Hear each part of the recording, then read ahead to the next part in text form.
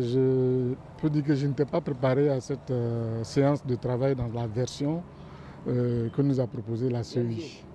Nous étions venus tout simplement pour poser la question donc, de la légalité de la CEI.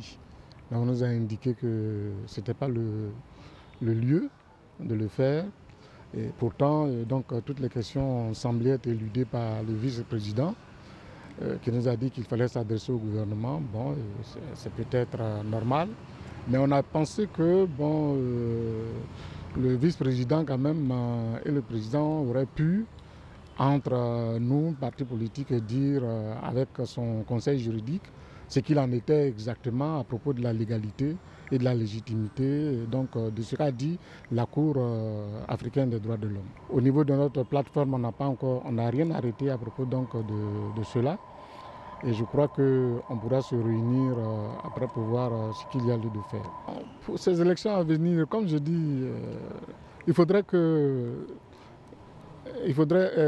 puisque nous souhaitons que des élections se fassent sans qu'il y ait des accros majeurs qui nous entraînent à ce que nous avons connu précédemment. Alors, il faudrait que la CEI soit complètement réformée. C'était pratiquement le préalable que nous posons. Avant même que la Cour africaine des droits de l'homme ne parle de ça, nous en avions parlé. Donc, pour qu'il y ait quelque chose qui soit fait au profit de tous les Ivoiriens et conforme aux valeurs démocratiques et républicaines, je crois que c'est ça.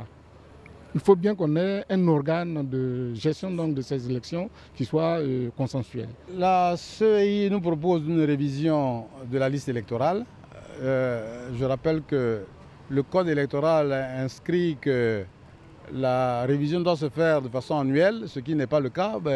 Malheureusement, on fait les révisions de façon ponctuelle au moment où il y a des échéances électorales.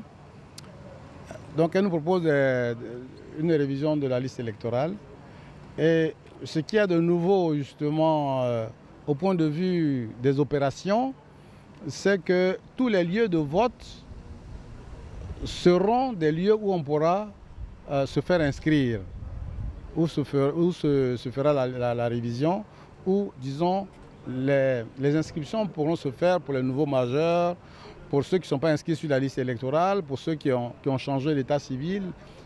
Au lieu de 1500 lieux de collecte des données, cette fois-ci, il y aura 11 000 lieux de collecte des données, ce qui est une bonne chose. Au lieu que ça s'étale sur un mois, ça va s'étaler sur une semaine. Mais en effet, on s'est rendu compte à la pratique que lorsqu'on prenait les chefs-lieux de sous-préfecture comme lieu d'inscription, il y avait beaucoup de problèmes parce que certains villages, certains bureaux de vote, certains lieux de vote, certains villages étaient très éloignés des chefs-lieux et les gens ne se déplaçaient pas. Vous ne voyez pas l'intérêt de se déplacer sur plusieurs kilomètres, payer cher pour aller se faire enrôler.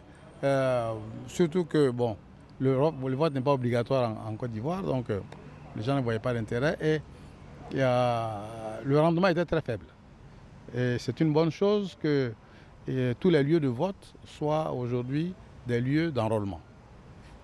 C'est l'essentiel de ce qu'on retient, puisque le calendrier ne nous a pas été communiqué. Le calendrier a été communiqué au gouvernement, c'est le gouvernement qui doit décider et en retour, lorsque la CEI aura la décision définitive du